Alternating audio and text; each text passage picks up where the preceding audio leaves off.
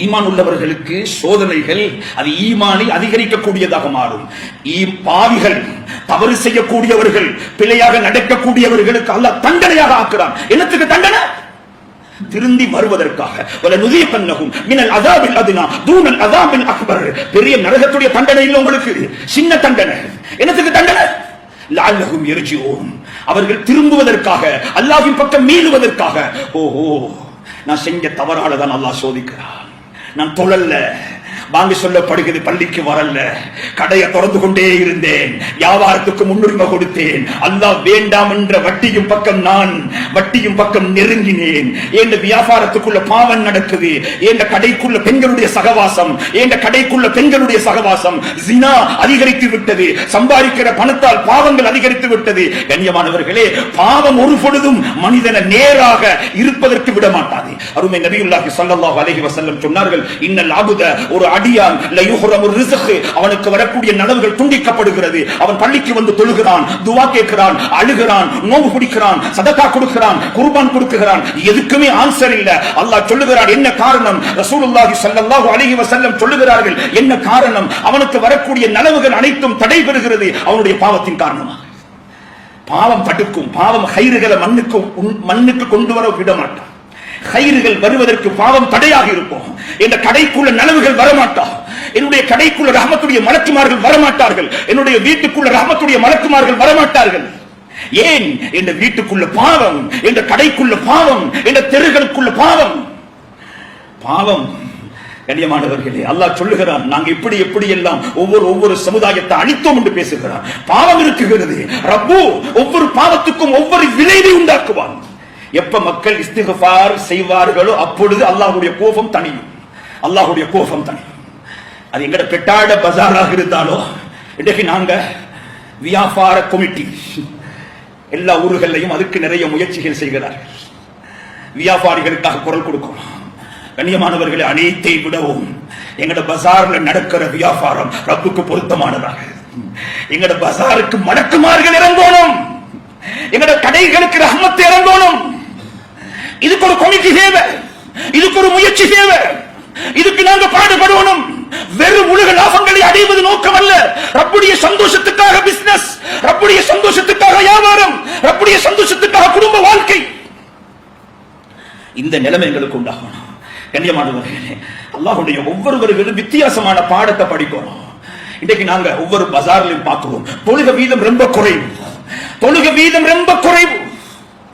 100 வியாபாரிகள் இருப்பார்கள் என்று சொன்னால் அதில் 30 வீதம் தொழுகையாளிகள், 40 வீதம் தொழுகையாளிகள், 60 வீதம் தொழுகை இல்லாதவர்கள். கடையில வேலை செய்யக்கூடியவர்கள் தொழுகை இல்லாதவர்கள், பாவத்தோடும் முசீபத்தோடும் சம்பந்தப்படக்கூடியவர்கள்.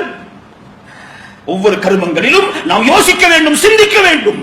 தொழுகை இல்லாத வியாபாரம் முசீபத்தான வியாபாரம், பரக்கத் இல்லாத வியாபாரம், ரஹமத் இல்லாத வியாபாரம். மலக்குமார்கள் அந்த கடைக்குள் வரமாட்டார்கள், ஷைத்தான் அந்த கடையை ஆதிக்கம் செலுத்துவான்.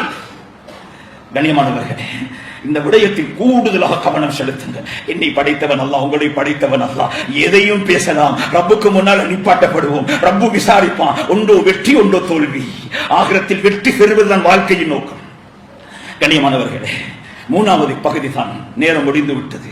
3வது பகுதி தான். இந்த இப்படியான நிலைமையில அல்லாஹ் எங்களுக்கு கற்றுத்தந்த பாடம் சகோதரத்துவம் என்ற உணர்வு உங்களுக்கு இருக்குகிறதா?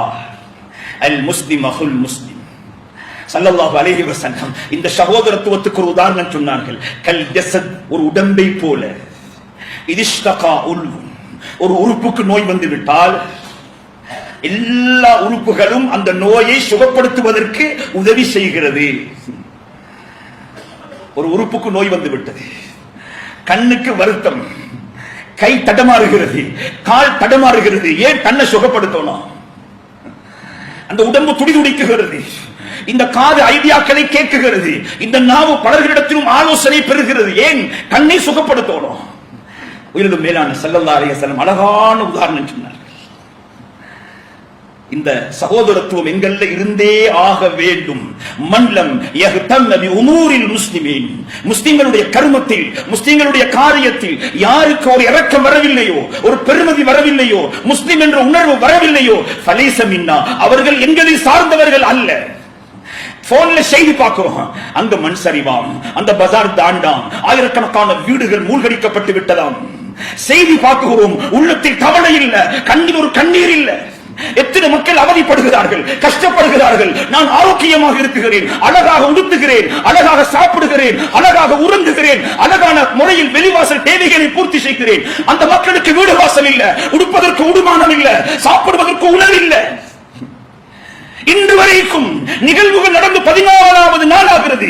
இன்று வரைக்கும் 2 கிழமைகள் ஆகிறது. கண்ணியமானவர்களை துயரத்தில் வாடுகிறார்கள். நாம் கடைகளை திறந்து வியாபாரம் பண்ணுகிறோம், அங்கே இதுவரைக்கும் கடைகள் மூடப்பட்டிருக்கிறது.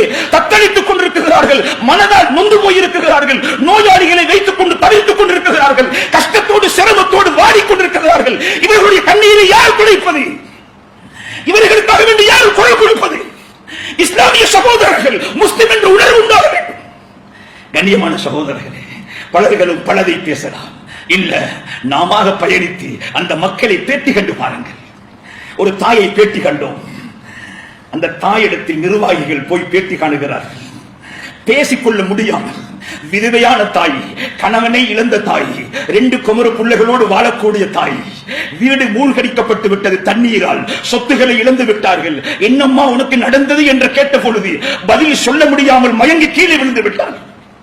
அந்த உள்ளம் எவ்வளவு நொந்து போயிருக்கும், எவ்வளவு வாடிக்கொண்டிருக்கிறது. கண்ணியமானவர்களே, யோசித்து பாருங்கள், சிந்தித்து பாருங்கள். சமூக பற்று உண்டாக வேண்டும். எங்களுடைய சமூகத்துக்காக கண்ணீர் வடிக்க வேண்டும். நாங்கள் அன்று அவர்கள் கவலை கண்ணீர் வடித்தார்களா, நாம் அவர்களை ஆனந்த கண்ணீர் வடிக்க வைக்க வேண்டும்.